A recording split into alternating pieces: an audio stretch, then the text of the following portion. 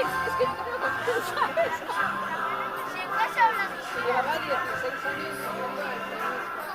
La verdad que no tenía mucha gente, ¿eh? Sí, no tenía.